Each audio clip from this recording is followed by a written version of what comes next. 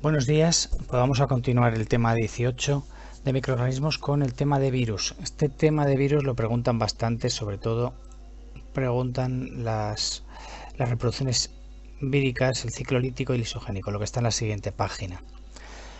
Bueno, primero los virus no llegan a ser células. Ha habido mucha discusión siempre entre si son seres vivos o no son seres vivos, y entonces para quitarse de discusión han definido los virus como vida acelular. Vida celular es simplemente un virus, es simplemente una cápsida que es proteínas, esto de color violeta, o en este virus esta o esta cosa verde, y dentro un poquito de ácido ribonucleico o ácido ribonucleico, o sea, un poquito de ADN o un poquito de ARN. Hay muchísimos tipos de virus, como sabéis. Es muy importante que sepáis que los virus son muy específicos, o sea, el virus que ataca a una bacteria no ataca a una planta, el que ataca a una planta no ataca a un animal ni a una persona. De hecho, hay virus que atacan solo exclusivamente a células muy concretas de una sola especie. Por ejemplo, el virus del SIDA, el VIH, ataca sola y exclusivamente a unos linfocitos humanos que se llaman TH. Ya os lo contaré. Bueno, de momento, definición de virus, lo que tenéis ahí.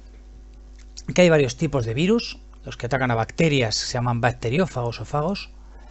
Son estos. Esto es un bacteriófago, un fago. Los que atacan a animales que son así típicos, son, aparte de la cápsida, tienen luego una envoltura, que es una envoltura membranosa, igual que las membranas plasmáticas de las células a las que atacan. Ya os contaré por qué. Y luego los hay también, según su forma, están los que tienen así forma como de hélice, como de muelle, que llaman helicoidales. Los fagos, que os he dicho, que atacan a las bacterias, son los más complejos porque tienen que atravesar la pared bacteriana, también os lo contaré más despacito. Y luego están los virus que no tienen membrana, suelen ser virus que atacan a plantas, y los virus animales. Bueno, esto que está en naranja no hace falta que lo sepáis, solamente lo que está en amarillo tenéis que estudiaros. Antes de seguir, os cuento la definición de virión.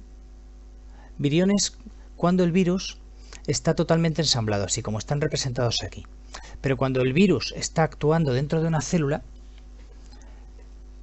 pues el virus no está totalmente ensamblado. Está la célula con ADN vírico y el propio mecanismo celular está fabricando las proteínas del virus, las partes del virus, porque el virus, sabéis que lo que hace es modificar el ADN de la célula hospedadora para que esa célula hospedadora empiece a fabricar más virus. Entonces, cuando el virus está dentro de la célula hospedadora, no está ensamblado. Está por una parte su ADN, por otra parte sus proteínas, y la célula hospedadora va formando virus. En ese momento no se llama virión, o sea, eso es el virus cuando está en fase intracelular. Solo se llama virión cuando está en fase extracelular, o sea, cuando está totalmente ensamblado, como estos que tenéis aquí dibujados, y va de una célula a otra. Aquí tenéis, por cierto, fotografías de microscopio electrónico de transmisiones que han hecho una rodajita del virus, han hecho pasar a través de la muestra rayos X, bueno, electrones, como si fueran rayos X porque tiene la misma longitud de onda. Y fijaos qué pasada, es súper pequeñito esto, o sea, esta foto es una pasada. Es este virus, obviamente. Aquí tienes un virus animal, muy típico, de la gripe concretamente, y aquí uno de la planta de tabaco. Es de este tipo. Bueno, pues más cosas. Cuando el material genético que tiene el virus, el ácido nucleico que tiene dentro, es ADN, se llama adenovirus. Ponedlo porque no sé si viene por aquí. Y cuando el material genético que tiene el virus es ARN, se llama retrovirus. Por cierto, por si os lo estáis preguntando, el coronavirus es tipo ARN. No sé si os acordáis cuando dimos el dogma central de la biología molecular, os dije, hay virus que tienen ARN y ese ARN en las células se transforma en ADN. Bueno, pues son estos, los retrovirus, que os contaré más despacito, sobre todo cuando demos el tema del SIDA. Bueno, la morfología vírica es cómo están hechos los virus. Esto también lo pueden preguntar, es muy facilita. Es una ADN o ARN, que es lo que llaman el ácido nucleico del virus. Suele ser cortito. El virus de ahora me parece que tiene solamente 30.000 bases. 30.000 bases nitrogenadas, 30.000 nucleótidos, es muy poquito. Luego tiene una cápsida de proteínas. Hay veces que tienen formas geométricas, como el icosaédrico este. El icosaédrico es como un dado de 12 caras. Y luego los virus animales, ya os he dicho que pueden tener una envoltura membranosa. Nada más. Fácil por ahora, ¿verdad? Bueno, pues ahora venimos a la parte de la multiplicación del virus. Hay dos formas de reproducirse de los virus, que son la lítica y la lisogénica. Pero antes me gustaría poneros un pequeño vídeo para que veáis cómo actúan los virus en las células. Bueno, os voy a poner un pequeño vídeo para que veáis cómo los virus actúan en las células hospedadoras. Yo creo que esto ya lo deberíais saber todos, pero bueno, perdemos un minuto. Mirad, este es un virus que ha entrado en es un virus animal. Dice que necesita la maquinaria celular, que él no tiene maquinaria celular para reproducirse. Entonces entra en la membrana, ¿veis? Por endocitosis. Eso es la cápsida de proteínas. Suelta la cápsida de proteínas y lanza su propio virus a la célula hospedadora. La célula hospedadora, al tener modificado su ADN, pues empieza a fabricar virus. Está ensamblando, ¿veis? Está ensamblando partículas víricas. Está fabricando virus. Y cuando los fabrica, pues los lanza a otras células. Imagino que esto lo sabéis todos, pero bueno, perdemos 30 segundos o un minuto y lo veis otra vez para recordar. Bueno, pues después de recordaros con el vídeo que os acabo de poner de cómo trabaja un virus, o sea, entra en la célula hospedadora, libera su ADN o su ARN. Si ese ARN ya os contaré, es un poquito más complejo, porque primero tiene que convertirse en ADN, pero bueno, ya os lo contaré cuando demos el SIDA. El ADN entra en el núcleo de la célula objetivo del virus. Se recombina, se dice, con el ADN vírico, y entonces la célula empieza a fabricar virus. Toda la maquinaria celular se pone al servicio del virus. Empieza a fabricar sus proteínas de la cápsida, las enzimas que necesita el virus, absolutamente todo. Empieza a replicar el ADN vírico. Y cuando está ensamblado, pues la célula lo expulsa, es capaz de fabricar millones de virus y los lanza a otras células. Bueno, eso a nivel general. Tenéis que saber, mirad, aquí es donde está lo del retrovirus que os he dicho que no venía, viene aquí. Ya os contaré, esto es muy importante, pero lo contaré en el tema del SIDA. Bueno, mirad, aparte de ese tipo de multiplicación general que os he puesto en el vídeo que os he contado, hay que saber que hay virus que actúan de esta forma y virus que se reproducen de esta otra. Es lo que más preguntan en selectividad de este tema, así que estad atentos. Es bastante sencillito, pero lo preguntan mucho. Mirad, ¿cómo se multiplica un virus lítico? Pues un virus lítico, aquí os ponen el ejemplo de una bacteria, pero también vale para células animales, células vegetales, es igual. Aquí simplemente lo de la bacteria y el fago es un ejemplo.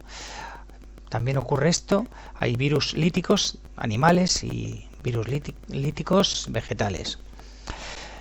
Bueno, pues mira, entra el virus, suelta su ADN, el ADN vírico, se recombina con el ADN celular, la célula empieza a fabricar virus, componentes víricos, los ensambla y cuando los ha ensamblado, la célula se muere por agotamiento y los libera. Esto se llama fase ciclo lítico. No hace falta que os aprendáis estas fasecitas que ven aquí en el libro, absorción y penetración, síntesis de genoma, maduración, liberación, no. Pero sí debéis explicarlo con vuestras palabras, utilizando la mayor número de palabras técnicas que sepáis. O sea, si utilizáis la palabra penetración, inyección, genoma, proteínas víricas, maduración, ensamblaje, pues muchísimo mejor que si lo explicáis con vocabulario infantil. Bueno, esto es muy sencillito. ¿Y el lisogénico? ¿En qué consiste? Bueno, el lisogénico consiste en que hay algunos virus que son mucho más maléficos y fijaos qué mala leche tienen. Inyectan el ADN. El ADN se recombina. Aquí está el ADN vírico recombinado con el ADN de la célula hospedadora, que en este caso ya os digo es una bacteria, pero es un ejemplo, ¿vale? Para cualquier célula. Hay virus lisogénicos que atacan a cualquier tipo de célula.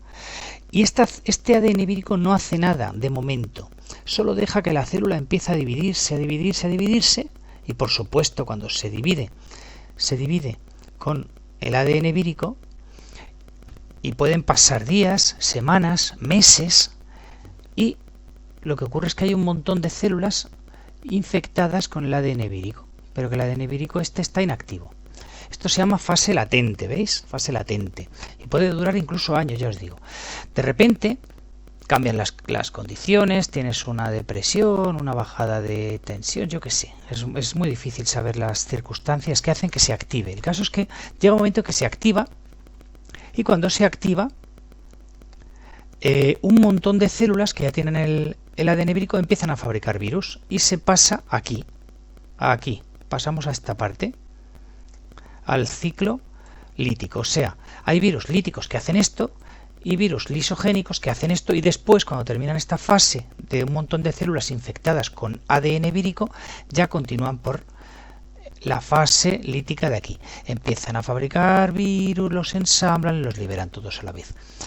Estos lisogénicos son mucho más peligrosos porque de repente muchísimos virus son lanzados al organismo y al sistema inmune pues es posible que no le dé tiempo a liquidarlos. Bueno, pues esto ya os digo que es sencillito, pero lo preguntan un montón, por eso he insistido mucho y me he entretenido mucho con esta hoja.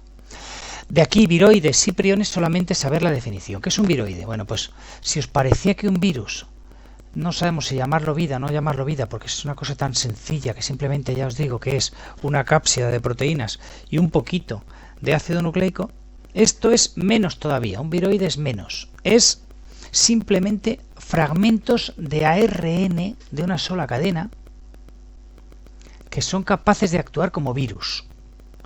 Estos son típicos de plantas, ¿eh? Aquí, por ejemplo, veis una berenjena que tiene estas cositas amarillas porque está afectada por un viroide. Bueno, ¿qué os parece? ¿Que los viroides los debemos llamar vida? ¿O que no los debemos llamar vida? Bueno, pues mientras lo pensáis, os cuento los priones, que peor todavía. Los priones son simplemente proteínas que han cambiado su forma. ¿Veis esta proteína? Pues esta proteína cambia su forma. Son los mismos aminoácidos. Y el problema está en que cuando una proteína cambia su forma, deja de funcionar biológicamente, ya no funciona esta proteína. Y no solo eso, esta proteína que no funciona, además de no funcionar, cada vez que toca otra proteína, bueno, que interactúa con otra proteína, de las buenas, esta es buena, esta es mala, cuando esta toca a una proteína buena, la transforma en proteína mala, con estructura que no funciona, con una estructura... ¿Veis? Esta, por ejemplo, ha cambiado algunas partes de la proteína de la estructura secundaria de alfa hélice a beta lámina, y esta ya no funciona. Os van a preguntar un ejemplo, os preguntan esto, os van a preguntar un ejemplo de una enfermedad producida por priones, que ya os digo, ¿esto qué son? ¿Vida o no es vida? Para mí esto realmente no es vida. Para mí ya os dije lo que era vida es cuando se autoorganiza algo encerrado en una membrana, como información materializada, os decía. Para mí esto no es vida. Pero bueno, lo de la definición de vida ya sabéis que es muy subjetivo. Bueno, seguido diciendo, digo que os van a preguntar, si os preguntan esto de priones, aparte de la definición, os van a preguntar un ejemplo. Tenéis que decir este ejemplo, el de las vacas locas. ¿Os suena? Las vacas locas es una enfermedad de vacas bastante peligrosa porque puede pasar a humanos y tienen muchísimo cuidado en las granjas para que no pase esto, pero de vez en cuando pues sucede. Hace unos 10 años o así ocurrió en Inglaterra y llegó alguna vaca incluso a España, carne contaminada con priones de este tipo. Se llama popularmente el mal de las vacas locas, porque esta proteína lo que hacía en las vacas era, bueno, o en humanos, si te pilla, es que empiezan a morir neuronas, y al morir neuronas, pues en el cerebro se van quedando agujeros llenos de agua, y parece el cerebro de una vaca de estas, si hacéis la autopsia, pues parece que el cerebro es como una esponja, con agujeros. También lo llaman por eso encefalitis, que es inflamación del encéfalo espongiforme, con forma de esponja. Y la vaca, pues claro, al fallar el cerebro, pues empezaba como a cojear, a darse, bueno, como si estuviera loca, a hacer cosas raras, y al final se morían las vacas. El nombre formal de la enfermedad es síndrome de Creutzfeldt-Jakob, pues lo descubrieron estos dos. Pero bueno, con que digáis encefalitis espongiforme es suficiente. Y si